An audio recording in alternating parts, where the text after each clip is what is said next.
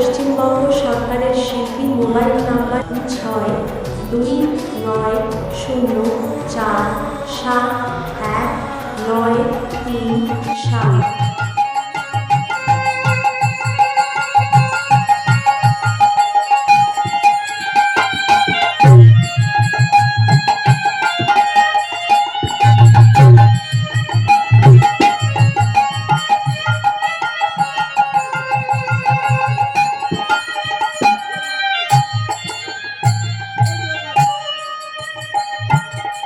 না দেখিবে তারে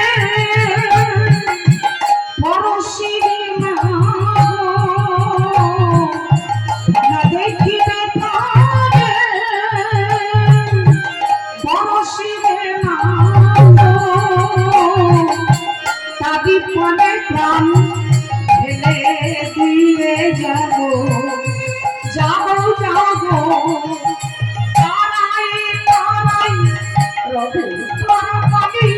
কুসুম ফুটিবে রাতে না চাহিলে যাবে না চাহিলে যাবে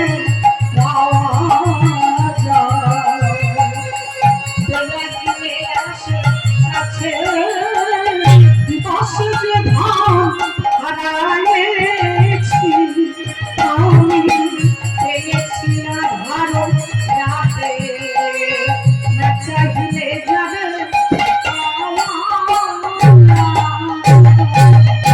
তাই গৌরে প্রেমানন্দে হরিবল হরিবল তাই গৌরে প্রেমানন্দে হরিবল তাই গৌরে প্রেমানন্দে হরিবল জয় রাধে রাধে।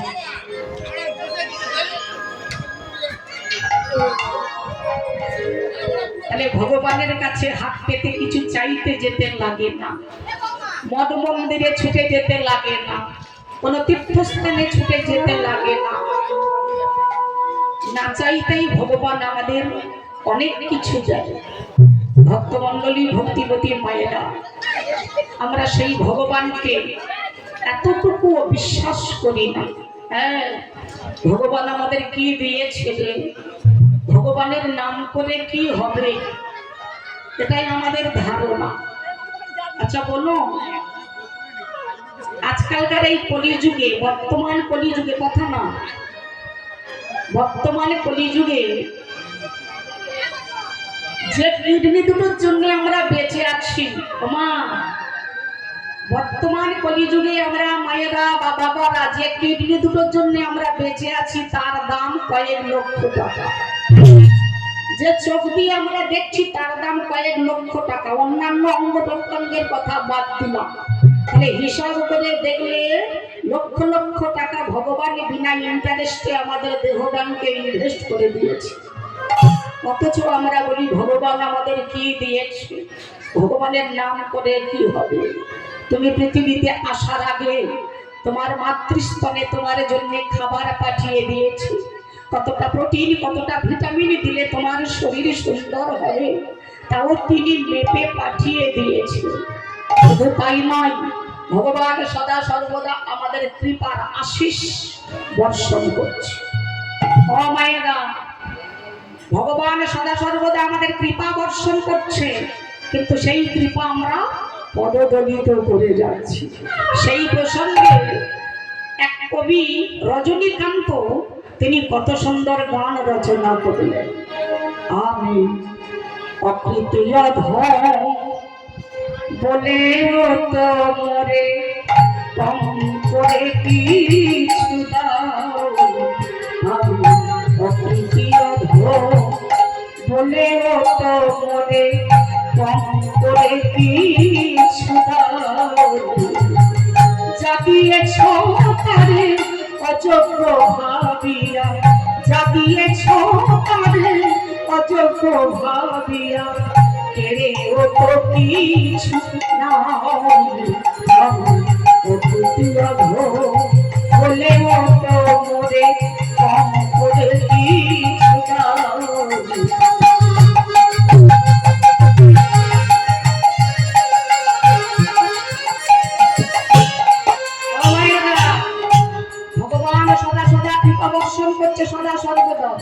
সেই কৃপা আমরা পদদলিত করে যাচ্ছি। মায়েরা কথা না, এই বর্তমান কলিযুগে যদি ছেলে মেয়েরা বাবা মাকে কিছু দেয়, তার বিনিময়ে বাবা মায়ের কাছে ছেলে মেয়েরা প্রতিদান চায়। কিন্তু বাবা মা যদি ছেলে মেয়েকে কিছু দেয়, তার বিনিময়ে কেউ প্রতিদান চায় না। তেমনি ভগবান হলেন আমাদের বিশ্বপিতা বিশ্বমাতা, আমরা বিশ্ববাসী তার সন্তান। সদা সর্বদা তিনি আমাদের কৃপা বর্ষণ করে চলেছেন, অথচ এতটুকু প্রতিদান ভগবান আমাদের কাছে চাই না। তাই কবি রজনীকান্ত বললেন, তব আশিস পুষ্প ভবি নাই শিরে, পায়ে দলে গেছে চাহি নাই ফিরে। আশিস পুষ্প ভবি নাই শিরে, পায়ে দলে গেছে চাহি নাই ফিরে। তবু দয়া করে কেবলই দিতেছে, তবু দয়া করে কেবলই দিতেছে, প্রতিদান কিছু চাওনি বলে তোমরে কম করে কিছু দাওনি। রাধিয়েছ তারে অযোগ্য ভাবিয়া, রাধিয়েছ তারে অযোগ্য ভাবিয়া, ওরেও তো কিছু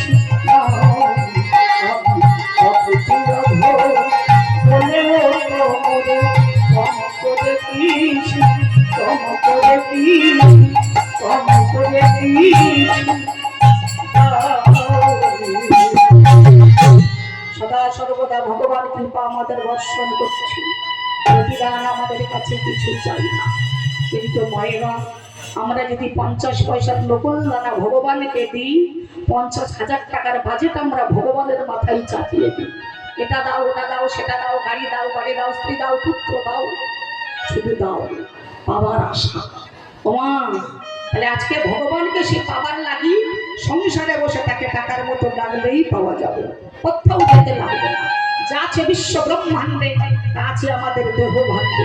দেহটাই শ্রীক্ষেত্র, দেহটাই কুরুক্ষেত্র, দেহটাই ধর্মক্ষেত্র, দেহটাই বৃন্দাবন।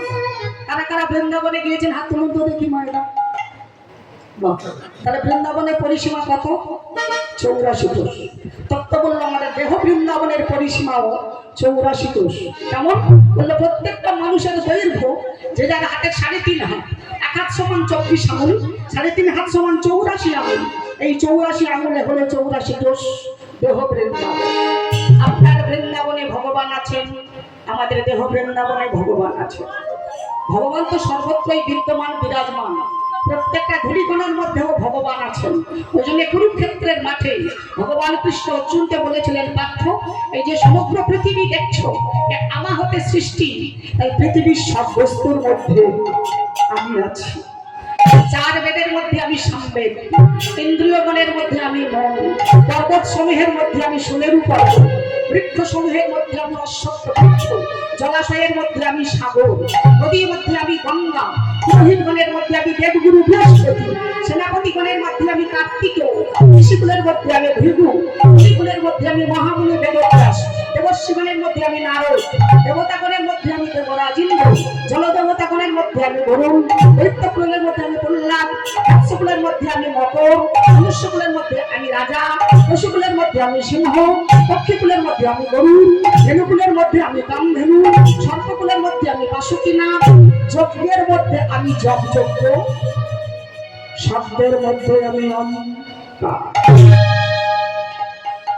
ভগবান সর্বত্র বিরাজমান। আপনার ওই পার্থিব জগতের বৃন্দাবনে যত যত লীলাস্থলী আছে, যত যত দেবতারা আছেন, আমাদের এই দেহ বৃন্দাবনের মধ্যে তত তত লীলাস্থলী আছে, তত তত দেবতারা আছে। অনেকে জানবেন, তবু একবার ঝালাই করে নেওয়া। কে কোথায় আছে মা?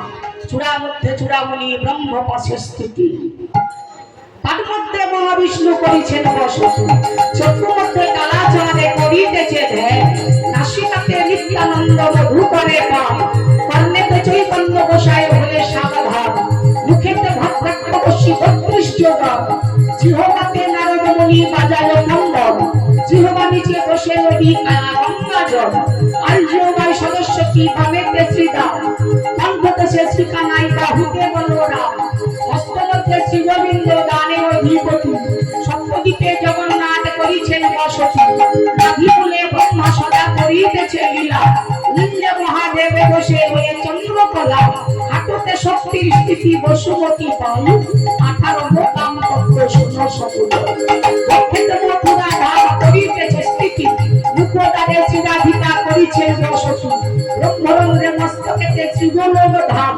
কর্মবৈ ভাই বটে শ্রীযুগল নাম, রাধাকুণ্ড শ্যামকুণ্ড হয় নেত্রদয়, কালিন্দী যমুনা দুই নাসিকাতে বল, জিহবা ভিতরে গোবর ঘনের কুঠুরি, কহিলাম ধাম তত্ত্ব শোনো পরাণ, সব তত্ত্ব কথা যেই জন জানে,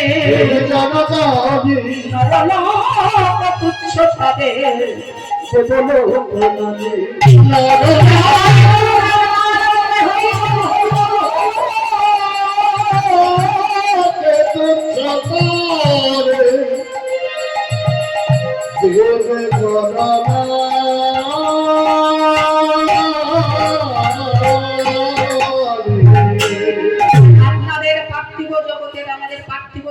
বৃন্দাবনে যত যত লীলাস্থলী আছে, যত যত দেবতারা আছেন, তত্ত্ব বললেন আমাদের দেহ বৃন্দাবনের মধ্যে তত তত লীলাস্থলী আছে, তত তত দেবতারা আছেন। এই যে যারা যারা বৃন্দাবনে গিয়েছেন ভগবানকে দেখেছেন,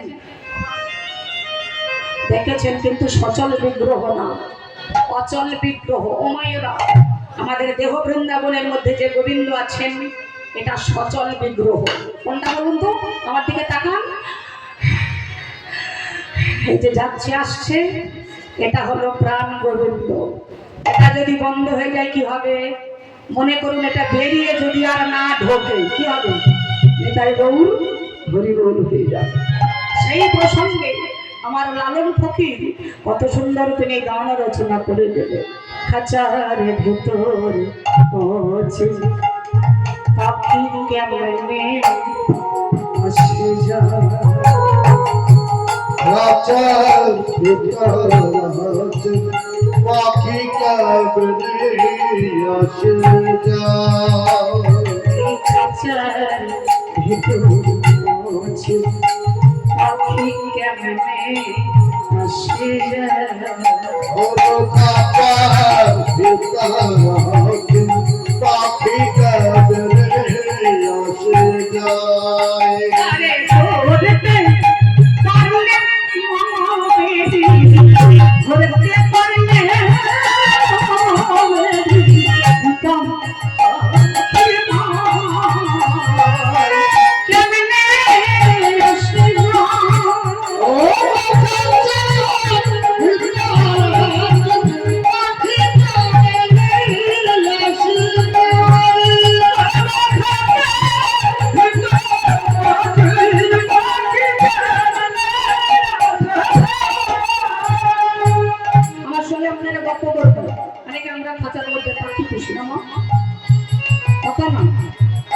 পাখিকে আমরা কি খেতে দিই তার আগে বলি, পাখিটা যাতে বেশি দিন বাঁচে আমাদের তার চেষ্টা করতে হবে।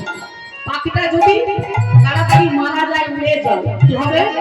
খাঁচাটা পড়ে পড়ে নষ্ট হয়ে যাবে। কেন? ওটা কাঁচা বাসের খাঁচা।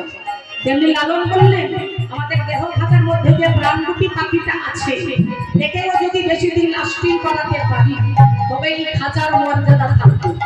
আর এই পাখিটা যদি উড়ে যায় আপনার ওই কাঁচা বাসের খাঁচার মতো এই দেহ খাঁচাটা কি হবে? পচে গেলে পোকা ধরে যাবে। কেন? এই খাঁচাটা রক্ত মাংস দিয়ে তৈরি। তাই চেষ্টা করতে হবে মা এই পাখিটা যাতে বেশি দিন বাঁচে। কিন্তু পাখির চিন্তা না করে আমরা প্রতিদিন খাঁচার চিন্তা করি। প্রতিদিন সাবান স্নো তেল পাউডার মাখিয়ে এই খাঁচাটাকে চকচকে ঝকঝকে করছি। একবারও ভেবে দেখি না এই পাখিটা উড়ে গেলে আপনার ওই কাঁচা বাসের খাঁচার মতো এই খাঁচাটা নষ্ট হয়ে যাবে। তাই লালন বললেন খাঁচা বাসে কাঁচা বাসে খাঁচার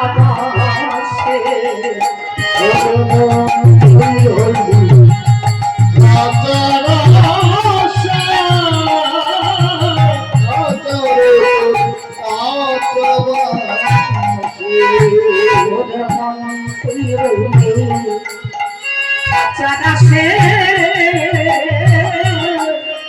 খাঁচা যে কাঁচা বসে ওরে মন তুই রইলি কাঁচা বাসা আদরে তোর কাঁচা বাসে বলে কোন দিন খাঁচা করে দেখো সে কোন দিন খাঁচা করে বসে লালু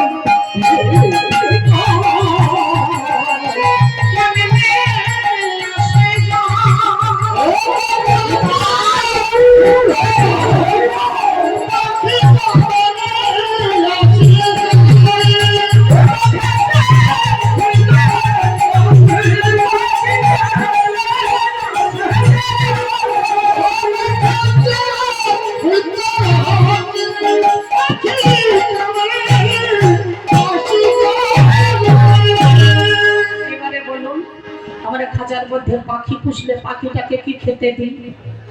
পাখির খাবার কি? ছোলার জল। তেমনি লালন বললেন আমাদের দেহ খাঁচার মধ্যে যে প্রাণরূপী পাখিটা আছে একেও প্রতিদিন ছোলা দিতে হবে, জল দিতে হবে। যার যে খাবার সেই খাবারটা তাকে দিতে হবে। আপনার খাঁচার পাখিটাকে ছোলা জলের বদলে যদি প্রতিদিন ভাত ডাল মাছ মাংস খাওয়ান বেশিদিন লাস্টিং করবে না। তেমনি লালন বললেন আমাদের দেহ খাঁচার মধ্যে যে প্রাণরূপী পাখিটা আছে একে যদি এর ছোলা জল না দিয়ে প্রতিদিন ভাত ডাল মাছ মাংস খাওয়ায় এ পাখি বেশিদিন লাস্টিং করছেও না। দেখছেন সত্যযুগে মানুষের পরমায়ু ছিল 1,00,000 বছর, ত্রেতাই ছিল 10,000, তারপরে ছিল 1,000। বর্তমান কলিযুগে মানুষের পরমায়ু হয়েছে 100 বছর।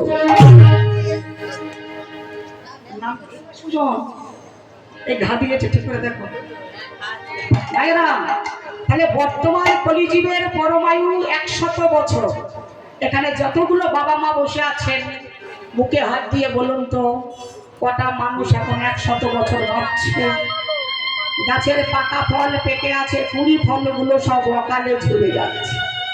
80-100 বছরের ঠাকুরদা ঠাকুমা বেঁচে আছে, তাদের কোলে ছোট ছোট ছেলে মেয়ে নাতি নাতনি নিতাই গৌর হরিবোল হয়ে যাচ্ছে। যার যে খাবার সেই খাবারটা তাকে দেওয়া হচ্ছে না। আপনার খাঁচার পাখিটাকে যেমন প্রতিদিন ছোলা দেন জল দেন তেমনি লালন বললেন আমাদের দেহ খাঁচার মধ্যে যে পরমাত্মারূপী পাখিটা আছে একেও প্রতিদিন ছোলা দিতে হবে, জল দিতে হবে। তাহলে ছোলাটা কিসের? বললেন কৃষ্ণ নামের ছোলা।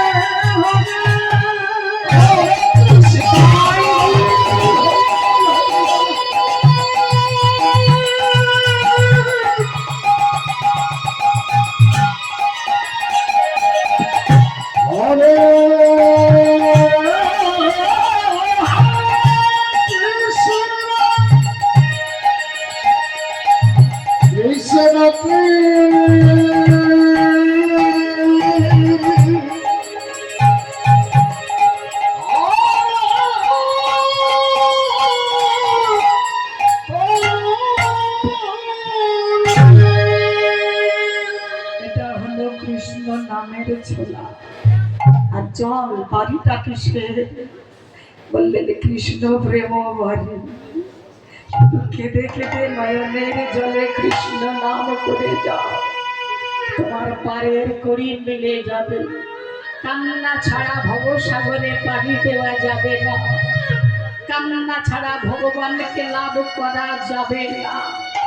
ভক্তমণ্ডলী ভক্তিমতী মায়েরা হেন কৃষ্ণ নাম যদি কেহ লহে বহুবার, যদি না বহে প্রেম না বহে সুধার, তবে যেন কৃষ্ণ নামে অপরাধ প্রচুর, কৃষ্ণ নামের বীজ তাকে না হবে। আমরা সবাই ভগবানের কাছে ধূপের কাঠি জেলে দিই মা, দেখবেন কিছুক্ষণ পরে ধূপের কাঠিটা পুড়ে ছাই হয়ে যায়। কিন্তু কোনো বুদ্ধিমান ব্যক্তি যদি ধূপের কাঠিটা একটু ভিজিয়ে জেলে দেন বেশিক্ষণ সময় চলে। তেমনি বৈষ্ণব কবি বললেন, রেজি কেউ যদি তোমাদের এই দেহ ধূপ কাঠিটা, কেউ যদি তোমাদের এই দেহ ধূপ কাঠিটা একবার কৃষ্ণ প্রেমের জলে ভেজাতে পারে, একবার কৃষ্ণ প্রেমের জলে ভেজাতে পারে, অনায়াসে তোমার পারের করি পারের পাথর মিলে যায়। তাই ভগবত কৃপা পেতে গেলে শুধু নয়নের জলে ভাসতে হবে। তাই বৈষ্ণব কবিতার পদাবলিতে বলে গেলেন, রে মন কি লাগি আইলি ভাবে, এমন জনমে হরি না ভজিলি কেমন মানুষ তবে। আর কি বললেন, মনুষ্য জনম পাইলে কি হয়, মনুষ্য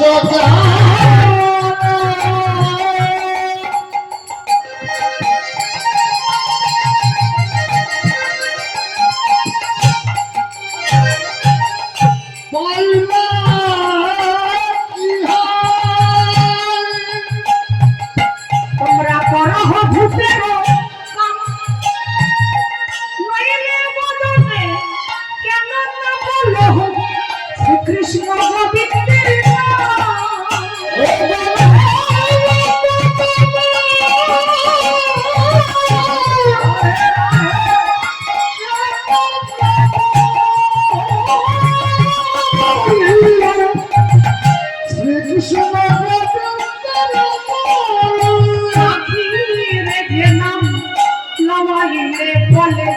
সুখ সারি আদি তুমি সেই মুখে অলস কর এ হয় কেমন মতো দিবস রজনী আদল কাবল পচালো পারিতে পারো, দিবস রজনী আদল কাবল পচালো পারিতে পারো, তুমি দিবস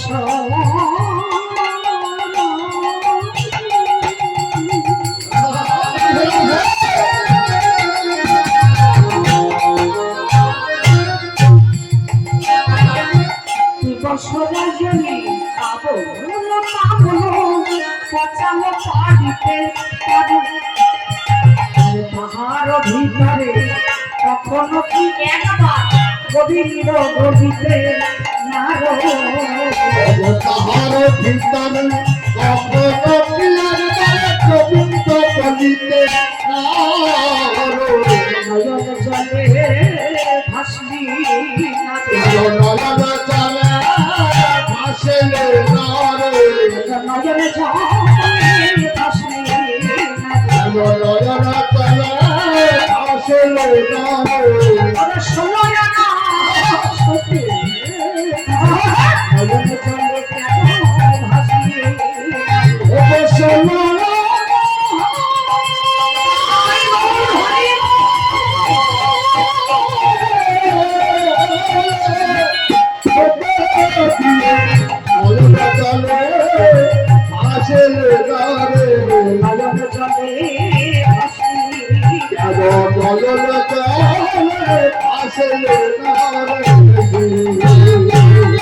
ভক্তবল্লভী ভক্তিমতী মায়েরা, তাহলে আপনারা বলবেন কীর্তনীয় আলপনা গায়েন, আমরা কি ভগবানের কাছে কাঁদি না? সবাই কাঁদি, তার মধ্যে পার্থক্য আছে। ওই যে বললাম শুধু দাও, এটা দাও ওটা দাও সেটা দাও, গাড়ি দাও বাড়ি দাও, শুধু পাবার আশা। একটা মাকড়সার 10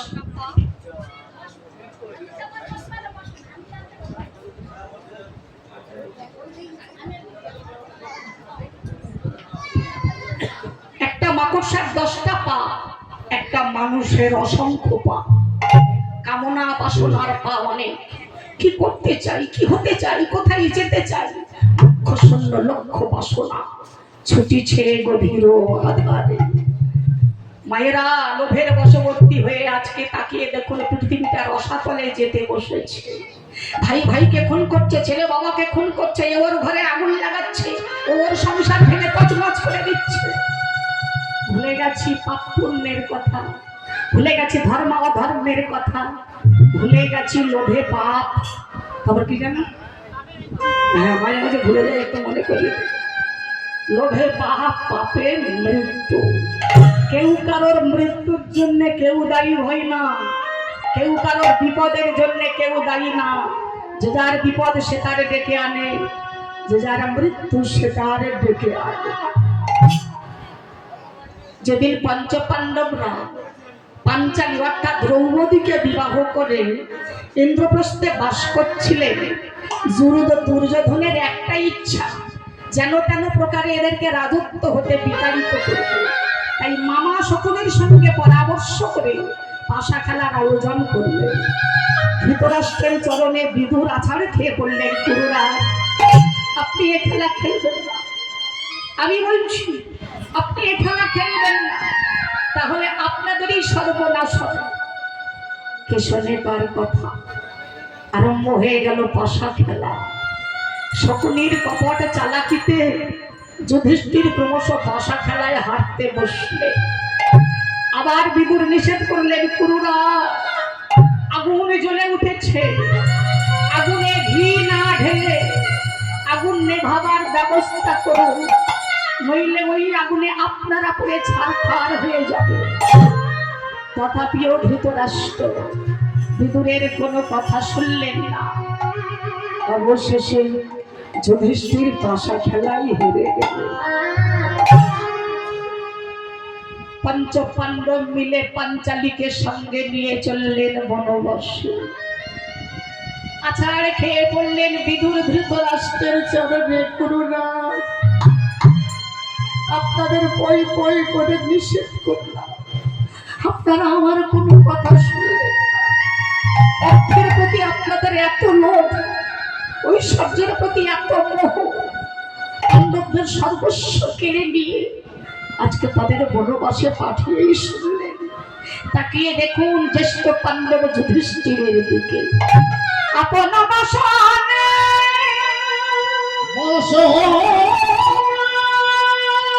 আর বদন খানি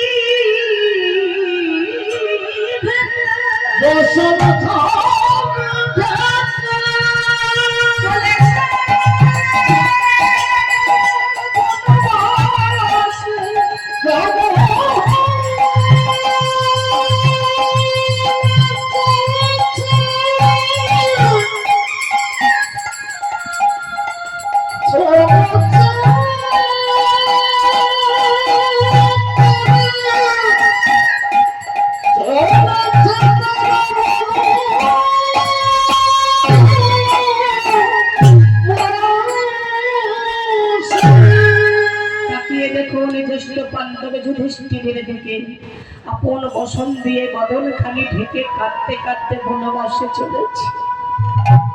কারণ ধর্মের রোষা নলে যাতে আপনার সন্তানদের কোনো ক্ষতি না হয়। তাকিয়ে দেখুন দ্বিতীয় পাণ্ডব ভীমের দিকে দুটো হস্ত প্রসারিত করতে করতে চলেছে। এটা তার ইঙ্গিত যে বাহু বলে সে আপনাদের সন্তানদের একদিন প্রাণে বিনাশ করবে। তাকিয়ে দেখুন তৃতীয় পাণ্ডব অর্জুনের দিকে, তারও একই অবস্থা, বাণ বরিশাল করতে করতে চলেছে। আর পাশে দাঁড়িয়ে আছে পাঞ্চাল নগরের রাজকন্যা পাঞ্চালী অর্থাৎ দ্রৌপদী। তার দিকে তাকিয়ে দেখুন রাজনন্দিনী ভিখারিণী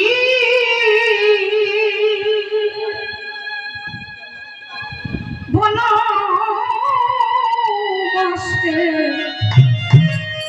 যা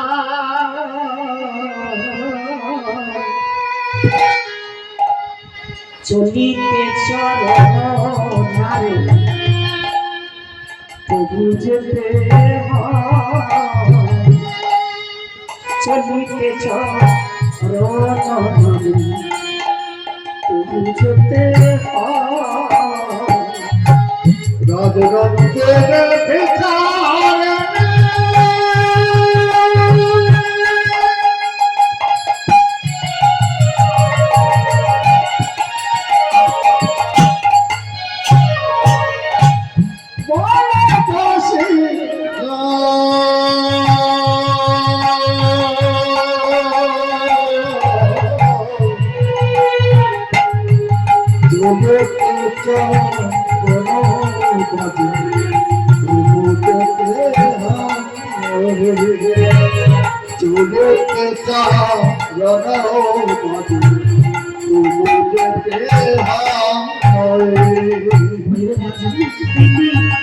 ভিখারিনী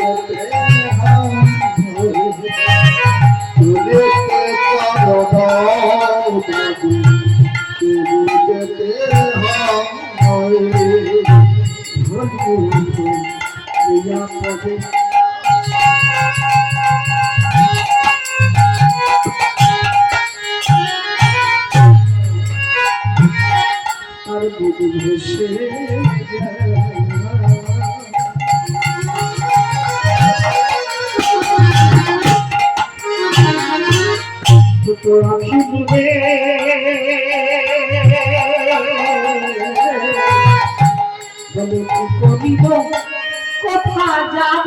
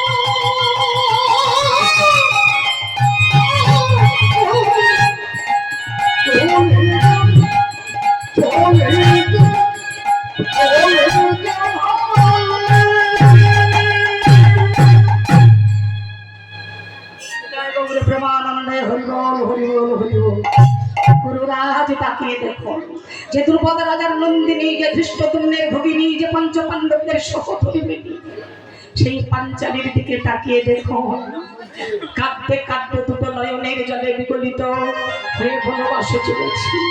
আমি বেশ বুঝতে পারছি এ কান্না শুভ নয়, এ কান্না ধ্বংসের ইঙ্গিত। কারণ রাজ্য হতে ধর্ম বিদায় নিতে চলেছে। ঠিক আমাদেরও একই অবস্থা মায়েরা, পৃথিবী হতে ধর্ম বিদায় নিতে চলেছে। ওই জন্য ঘন ঘন সাইক্লোন, ঘন ঘন সূর্যগ্রহণ, ঘন ঘন চন্দ্রগ্রহণ। মা বসুন্ধরা পৃথিবী পাপের ভাড়ার সহ্য করতে পারছেন না। মায়েরা আজকে যেমন ধৃতরাষ্ট্র পাণ্ডবদেরকে বনবাসে সর্বস্ব কেড়ে নিয়ে বনবাসে পাঠালেন, ধৃতরাষ্ট্র যেন তার মনে এতটুকু শান্তি পাচ্ছেন না। বিদুরকে ডেকে বলছে, বিদুর আমি জানি পাণ্ডবদের সর্বস্ব কেড়ে নিয়ে তাদের বনবাসে পাঠিয়েছি, কিন্তু তুমি তো সমদৃষ্টি সম্পন্ন, তুমি তো ধার্মিক, তুমি বলো না কি করলে আমার ছেলেদের মঙ্গল হবে, কি করলে আমার রাজ্যের শান্তি। গুরুরাজ ভাবিয়া করিও কাজ করিয়া ভাবিও না। জগৎকে শেখালেন কিছু করার আগে 10 বার ভাবো, করা হয়ে গেলে 100 বার ভেবে কোনো লাভ নাই। আপনাকে পই করে নিষেধ করেছিলাম গুরুরাজ, আপনারা ধর্মের প্রতি এত অনাচার অত্যাচার করবেন না। আপনারা আমার কোনো কথা না শুনে, কোনো বাধা না মেনে পাণ্ডবদের সর্বস্ব কেড়ে নিয়ে তাদের বনবাসে পাঠিয়ে এখন আপনি আপনার ছেলেদের মঙ্গল চাইছেন, এখন আপনি আপনার রাজ্যে শান্তি ফিরে পেতে চাইছেন। শুনুন, ধর্মের প্রতি যারা অনাচার অত্যাচার করে তাদের কোনোদিন ভালো হতে পারে না। ধর্মের প্রতি আপনারা যে অনাচার অত্যাচার করেছেন, তাতে করে আমি বলবো আপনাদের এতটুকু ভালো হওয়া তো দূরের কথা, রাজ্যে শান্তি ফিরে আসা তো দূরের কথা, অর্থ কাম মোক্ষ এ তিনটের মূল কথা হলো ধর্ম। রাজনীতির মূল কথা হলো ধর্ম। তাই রাজ্যে শান্তি ফিরে আসতে পারে যদি আপনারা পুনরায় ধর্মকে আপনার রাজ্যে স্থাপন করে, অর্থাৎ পাণ্ডবদের প্রাপ্ত সম্পত্তি ফিরিয়ে দিন। স্তব্ধ হবে তোমার এত বড় শ্রদ্ধা, তোমার স্বাস্থ্য কম নয়, তুমি আমার মনের উপরে কথা বলো। ভালো লাগলে তুমি এখানে থাকতে পারো, নইলে ওদের সঙ্গে তুমিও বনবাসে চলে যেতে। সত্যি ধৃতরাষ্ট্রের কথায় বিদুর অত্যন্ত প্রাণে ব্যথা পেয়ে তিনি বনবাসে চলেও গিয়েছিলেন, কিন্তু সঞ্জয়কে দিয়ে ধৃতরাষ্ট্র আবার বিদুরকে ফিরিয়ে এনেছিলেন। এরপরে ও বিদুর ধৃতরাষ্ট্রদের অনেক বুঝিয়েছিলেন, কিন্তু কোনো লাভ হয়নি। এবারে বোঝাতে গেলেন কে? কৌরবদের রাজসভায় ভগবান কৃষ্ণ। কৌরবরা তার কোনো কথা শুনলেন না। পাণ্ডবদের জন্য 5টা গ্রাম চাইলেন, তাও দিলেন না। দুর্যোধনের একটাই কথা, বিনা যুদ্ধে নাহি দেব। হ্যাঁ, সুচাগ্র মেদিনী, যুদ্ধ ছাড়া। মায়েরা, মেদিনী মানে পৃথিবীর এক নাম মেদিনী। মধুকৈটব দৈত্যের মেদ থেকে এই পৃথিবীর সৃষ্টি হয়েছিল বলে এই পৃথিবীর এক নাম মেদিনী। দুর্যোধন বললেন, যুদ্ধ ছাড়া একটা সূচের গদায় যতটুকু মাটি ওঠে আমি এতটুকুও মাটি দেব না। আরম্ভ হয়ে গেল কুরুক্ষেত্রের যুদ্ধ। কৌরব বংশ ধ্বংস হয়ে গেল। মায়েরা বলুন তো, যাদের সৈন্য সংখ্যা বেশি ছিল, বেশি মানে কত জানেন? 18 দিন কুরুক্ষেত্রের যুদ্ধ হয়েছিল। 18 দিনে 18 অক্ষহীনী সৈন্যের যুদ্ধ হয়েছিল। এক অক্ষহীনী সমান 21,870টি রথ, 21,870টি হাতি, 65,610টি ঘোড়া, 1,09,350 জন পদাতিক সৈন্য, সবগুলোকে একত্রিত করে হলো এক অক্ষহীনী। কৌরবদের সৈন্য সংখ্যা ছিল 11 অক্ষহীনী, পাণ্ডবদের সৈন্য সংখ্যা ছিল 7 অক্ষহীনী। কিন্তু জিতলো তারা যাদের সৈন্য সংখ্যা কম। কেমন? ও মায়েরা, কেন জিতলো? বলে, যার দলে আমার ভগবান থাকে তাকে কেউ হারাতে পারে না। যে যত দুর্বল হোক না কেন, হরি যদি তারে রাখে তাকে কেউ মারতে পারে না। আর যে যত শক্তিশালী হোক না কেন, হরি যদি তারে মারে তাকে কেউ রক্ষা করতে পারে না। রাখে হরি, মারে কে? মারে হরি, রাখে কে? ভক্তমন্ডলী, ভক্তিবতী মায়েরা, তাই কৌরবরা ছিলেন অধার্মিক, পাণ্ডবরা ছিলেন ধার্মিক। পাণ্ডবরা ছিলেন ভগবানের বলে বলিয়া, কৌরবরা ছিলেন অর্থের বলে বলিয়া। পাণ্ডবরা ভগবান ছাড়া কিছু জানতো না, কৌরবরা ভগবানকে মানত না, তাই কৌরবরা ধ্বংস হয়ে গেল। পাণ্ডবরা রাজ সিংহাসন পেল। তাহলে ধর্মপথে থাকলে কি গুণ পাওয়া, কি ফল পাওয়া যায়? দেখুন, যেখানে যাই বলি, আজও বলে যায়, এটা উপদেশ নয়, ছোট মুখে বড় কথা। যে কটা দিন আমাদের জীবন থেকে চলে গেছে, বাকি যে কটা দিন আছে মায়েরা, একটু যেন আমরা ধর্মপথে থাকতে পারি, ধর্ম কথা আলাপ আলোচনা করতে পারি। কারণ ধর্মেরই জয় হয়, অধর্মের কোনোদিন জয় হয় না। ধর্মের আয়ু অনেক, অধর্মের আয়ু সীমিত। ধর্মের বাতি ধিকি ধিকি জ্বলে বাটে, কিন্তু সহজে নেভে না। অধর্মের বাতি খুব জোরে জ্বলে, আবার তাড়াতাড়ি নিভে যায়। যেদিন স্বামীজি আমেরিকাতে বক্তৃতা দিতে গিয়েছিলেন, মা, স্বামীজির বক্তৃতা শুনে সারা আমেরিকাবাসী ঘরে পাগল হয়ে উঠেছিলেন। তারা দেখলেন ভারত এখনো মরেনি, জীবিত, দিকে দিকে জয় করবে। কি দিয়ে? বললেন শান্তি আর শুভেচ্ছার বাণী দিয়ে। সেই শান্তি পেতে গেলে আগে আগে আমাদের ধর্মকে অবলম্বন করতে হবে। স্বামীজি বললেন ধর্মই ভারতের ভিত্তিভূমি, ধর্মই পারে সমস্ত ভেদাভেদ ভুলিয়ে দিতে। তাই হে ভারতবাসী, তোমরা জাগো, নিজেরা জাগো, ভারতকে জাগ্রত করো। এমন কোন পৃথিবীতে শক্তি নাই যা দিয়ে ভারতকে দাবিয়ে রাখতে পারে। ভারত জেগেছে, ভারত জাগবে, ভারত একদিন নিতাই গৌর হরি শ্রেষ্ঠ আসন লাভ করবে। ভালো ভালো ভালো সবে কতদিন আগে ভারত আবার জগৎ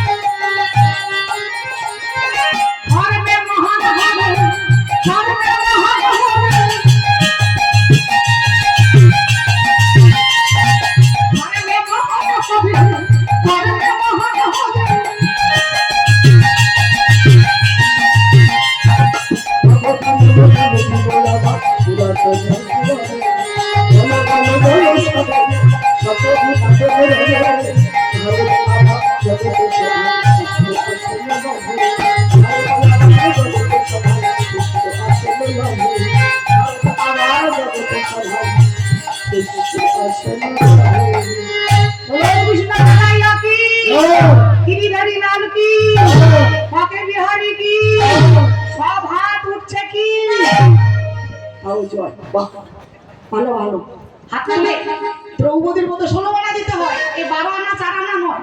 ক্যান্টেনে সোজা না হলে ছবি পরিষ্কার হবে না। তাই গৌরে প্রেমানন্দে হরি বল হরি বল হরি বল। আই বদন ভরিয়া হরি বল যদি পতি না হইবে তাই।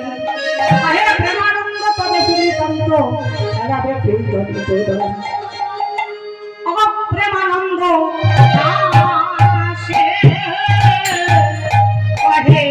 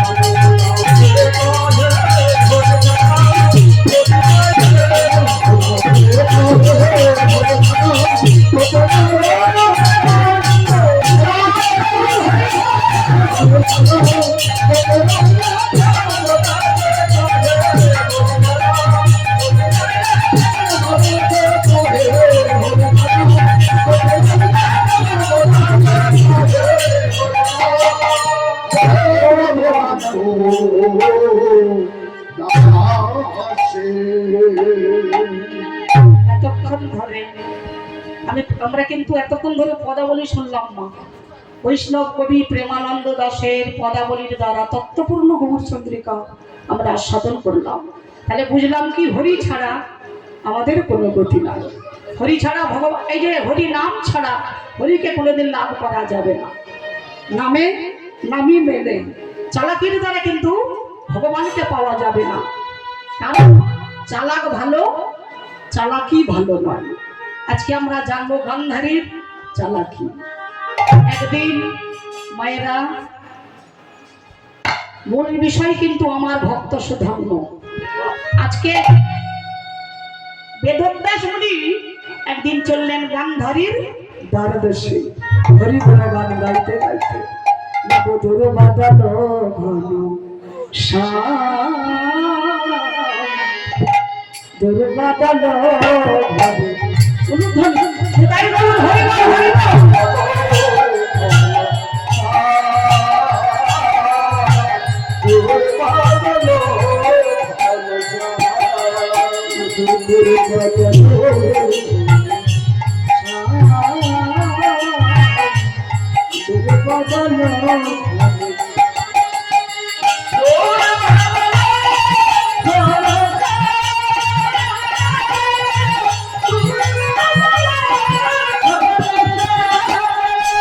ওহে রাধা কান্ত শ্যামল প্রশান্ত ওহে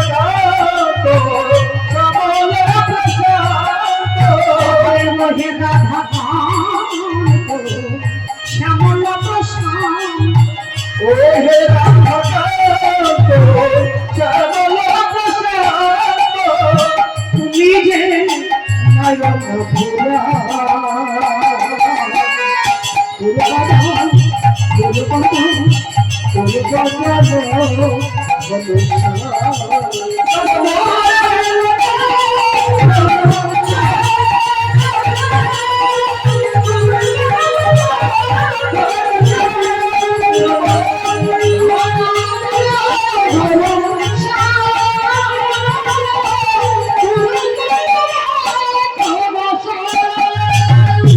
যে বাঁশি বাজিয়েছিলে বৃন্দাবনে সেই বাঁশি বাজাইলে সবারই জানে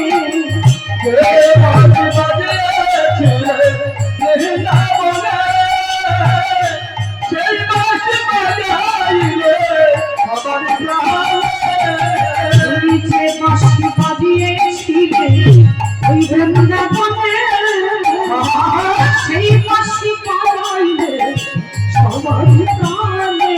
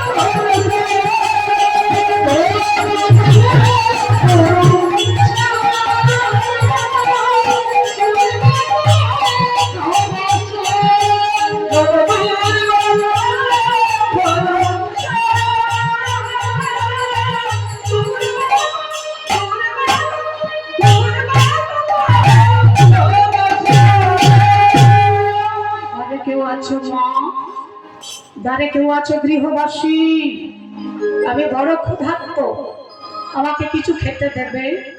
মা গান্ধারী চম্পচস্য ন্যায্য পেয় রন্ধন করে মহামুনি বেদব্যাসকে সেবা দিলেন। গান্ধারীর সেবায় সন্তুষ্ট হয়ে বেদব্যাস মুনি বললেন, মা তোমার সেবায় শুধু সন্তুষ্ট নই, তোমার সেবায় আমি অভিভূত। বলো মা, তুমি আমার কাছে কি বর চাও? যা চাইবে তোমাকে তাই দেব। ওই যে আগে বললাম চালাক ভালো, চালাকি ভালো না। গান্ধারী চালাকি করে বললেন, মণিবর বর যদি দিতে হয় আপনি আমাকে এই বর দিন, যেন অতি শীঘ্রই আমি শতপুত্রের জননী হই। কেন? গান্ধারী মনে মনে ভেবেছিলেন, আমার আগে যদি কুন্তী মা হয়, কুন্তীর ছেলে রাজা হয়ে রাজসিংহাসনে বসবে, আমার সন্তান রাজসিংহাসন পাবে না। তাই চালাকি করে বললেন, অতি শীঘ্রই যেন আমি শতপুত্রের জননী হই। গান্ধারী বললেন, বেদব্যাস মুনি বললেন, মা তোমার মনের বাসনা পূর্ণ হবে, কারণ মুনি ঋষি বাক্য কোনোদিন লঙ্ঘন হয় না। তুমি অতি শীঘ্রই শতপুত্রের জননী হবে। দেখতে দেখতে মা গান্ধারী সন্তান সম্ভবা হলেন।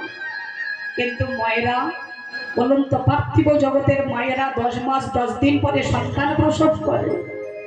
এতেই মায়েরা যাই অবস্থা, কেউ যায় কেউ থাকে, তাই না? একটা বছর নয়, 2 বছর, 2 বছর কেটে গেল, গান্ধারীর সন্তান প্রসব আর হলো না।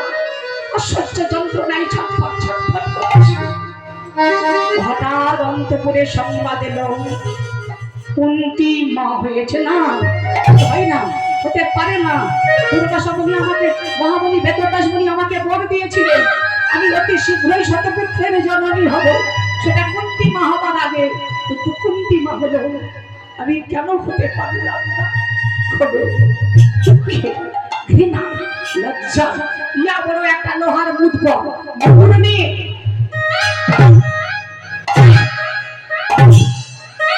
গর্ভদেশে আঘাত করলেন।